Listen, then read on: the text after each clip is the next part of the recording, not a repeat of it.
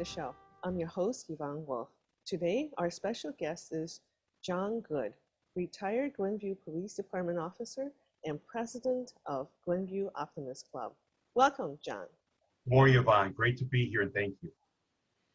So what got you started writing this book, Blood on the Badge? Blood on the Badge came about, I started roughly 8-9 years ago. Saw a lot of different police dramas, and lo and behold, I started looking at different authors, and no one was really writing about the book covers a lot, the line officer, the officer every day on the street that you or everyone else come in contact with. And after the first couple of chapters, it's like a full-time job, you got to devote to it. And after 8-9 years, it was done. So all you aspiring authors out there, don't give up, be persistent, and you'll get it done. Well, that's interesting because this gumshoe detective crime novel fiction has a long history, and I'm glad to hear that you're putting a different perspective on that. Now, John, you also teach at Oakton Community College, correct? I've been fortunate, during my wonderful career with the Glenview Police Department, I was able to get my master's degree, which enabled me to be teaching.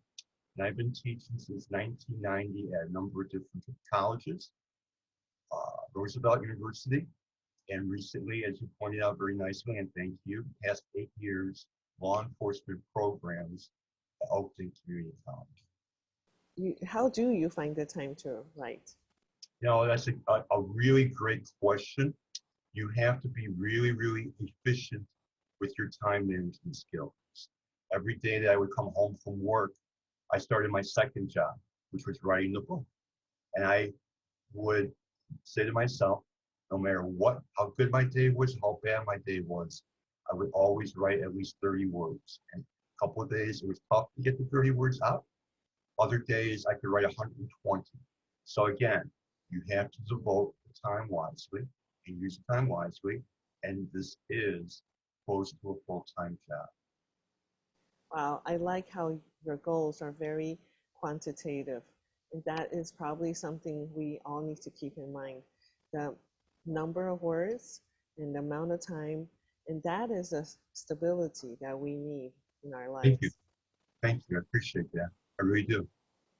Now, how has teaching at Oakton helped you refine, maybe, and tighten up your stories?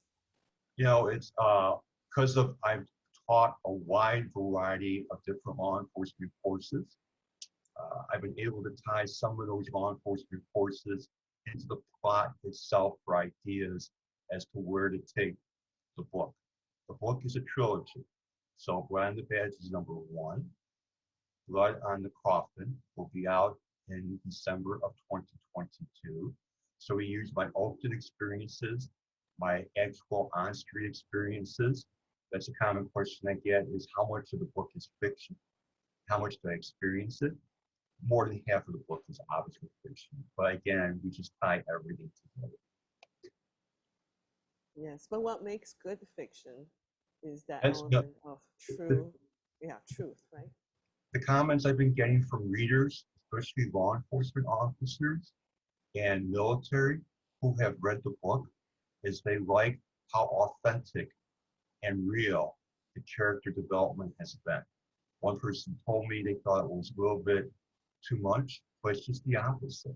Is that when you read a book, you want to imagine or picture who that character looks like in real life. And again, all the authenticity on the weaponry and things that law enforcement does has made a real, real impact on the reader themselves. Not to mention the fact that a lot of the plot is around here in the North Shore area, and readers who live in this area can picture it, visualize it, or experience it, and it makes them more involved in the story. Well, years ago, John, I worked with a few retired police officers, and I love hearing their stories. I was always encouraging them to write a book, and I found you. So how did you pick your stories from all those experiences, and how do you develop your characters from your career, your police law enforcement career? I just, I took my time. I looked at different people. Like, I won't give away too much of the plot about the book, but certain characters in the book are actually people that I have worked with over my 37 years in Glenview. So I would put them into the book in different situations and go with that. Um, Always been fascinated with the military. Hats off to anyone who has served to protect our government and protect us every day. So I don't have a Matt O'Neill in my mind yet, different characters or people I met who I put together for the lead character, Matt O'Neill. But again, you look at certain situations or people you come in contact with, you try and visualize who they could be when you're writing your novel. Well, John, finding a publisher is often a bumpy journey for our authors. How did you find your publisher? Well, I was fortunate in the fact that at first I met a famous writer over at Old Orchard Shopping Mall who had promised me, because he had a huge respect for first responders, he would publish my book. So during the time that I was writing the book, uh, I would, have his business card. One of the keys is always having motivation, something that will keep you writing every day motivation, because everyone thinks no one's going to read your work, when in reality, people often will. And at one point, I called him and he agreed, as I said, to publish my book. Unfortunately, Yvonne, it didn't work out at the end. His agent and publisher didn't like the genre, didn't really go with that. So then I reached out and was contacted by Outskirts Press, which is located in Colorado, and they agreed to publish my book. And it's been fantastic ever since. It really is. I've been very, very pleased with their work, and they've been very pleased with mine. So what type of fiction does this publisher specialize in It, printing? I understand that there are publishers that only do fiction, and there's publishers only do nonfiction. These only do nonfiction work, but everything across the board. In nonfictional work, they will. I'm sorry, let me take that back. I apologize. They do only do fictional work.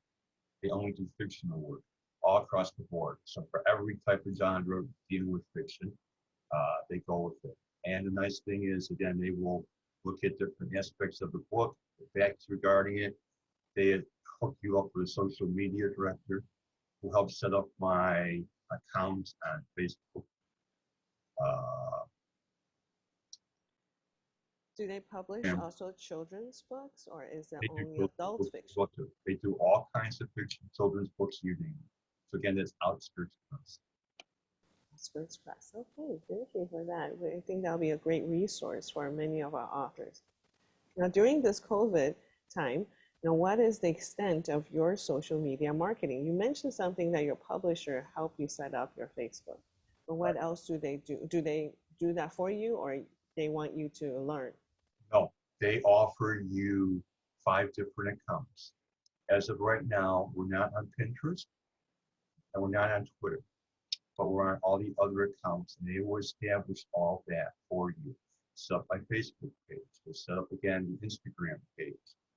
I have my own webpage developer who took care of that, but they'll give you information how to set those things up and work with that. And I'm very, very proud of how things have been done. Hindsight, as you know, is always 2020. So you will always find something that you look at and you go, if I would have known then, I might have changed this part of it. But for right now, I can't go back. So I'm happy where things are for right now. And we're getting a lot of responses again from all these different accounts. I see. And do you manage them yourself? No, I Because have that's a lot. someone who takes care of the web page. I Okay. take care of the other accounts.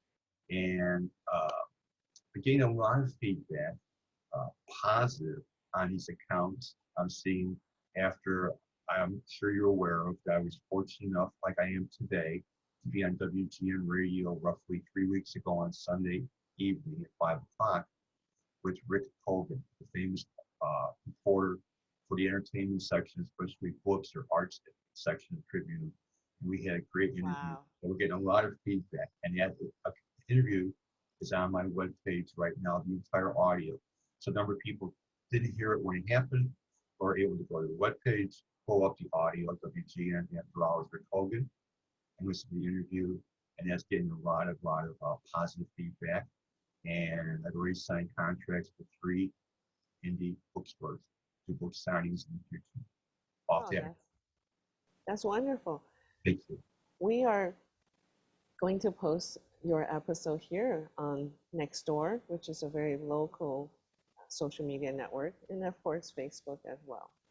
And the other thing too, before I forget, I was blessed that about roughly a month ago, I would hope that your viewers get a chance.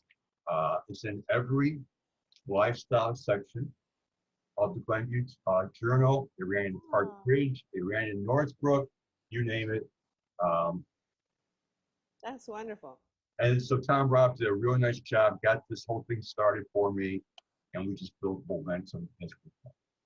Well, John, that's what we do here. We just want to celebrate our local celebrities and give them a leg up to their achievements. It's funny being called a celebrity. People ask me, well, what's the most surprising thing so far is signing books that have been purchased by my former fellow officers at the police department or somewhere.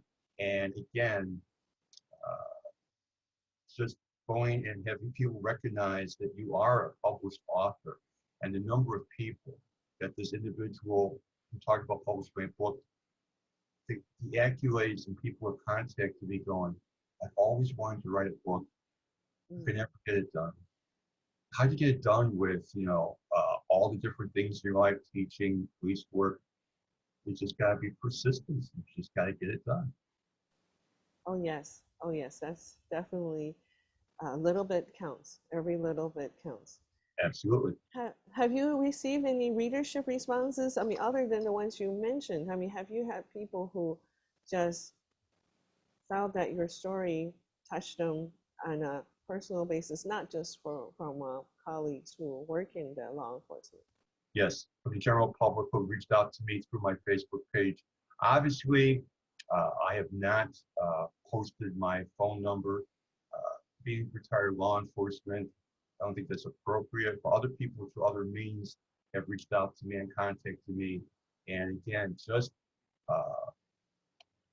the compassion, the quality of character development has impacted them. There's parts of the book that people have told me face to face made them cry in a good way, very moving for them. And they really, really got something out of it as well. And they like the ending, especially how everything gets wrapped up at the end. Well, John, I remember one of the times I seen you speak, either at the Glenview Civics or something like that. I remember you always like to spotlight the gift of gab. I think this is where it matters most. Exactly. Thank you. Who do you plan to inspire with your book? Are you thinking, John, of your the new cadets or the rookies and the future of law enforcement? As you see, there's a great need in that field, and there's a lot of people leaving law enforcement.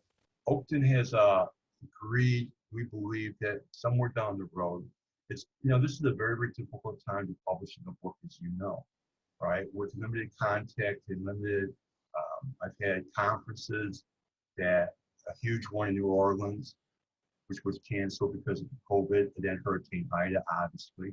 But we're hoping that we're doing something with Oakton as well, as you mentioned, to inspire the people in the law enforcement program, to show them some of the everyday realism of the job itself and go from there. But we've only really started just barely touching the tip of the iceberg regarding marketing with this. So we're going to be doing a number of different things, which I don't want to be announcing just yet in case they don't come to fruition. But we believe will be helping us get the book out internationally. One thing I can tell you, case in point, like Outskirts Press, as one of the biggest book fairs in all of Europe is in Frankfurt, Germany in October. And the book will be highlighted and featured at that book fair in Frankfurt, Germany. And I was writing and going, well, someday, this book will be in Europe. So we have all different means that we're looking at and pursuing. But for right now, if you want So current John, information, they'll be there yes. available on the webpage. So John, are you looking at a German translation of your Yes, book? That's yes. beautiful. We're going to be doing the book in German. We're looking at a number of different countries for right now. But again, we're just initially getting it up and running. The book has only been on the market since, a little bit early in July. So we're still early in the phases, but more and more conferences and things of that nature. So yeah, we're going to John, be hitting different countries.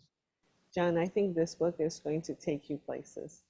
Now, our Thank you. experience also with self-published books that, and also in the time of COVID, that the marketing plan could be just a little stretched out, extended, so it won't be as neat and um, compact as a 6 months campaign, and sometimes it goes over a year. So we want to wish you good luck with that. Thank you. Now, how has Glenview contributed to your writing? Now, this is not just the actual locations that you mentioned, but the people, perhaps.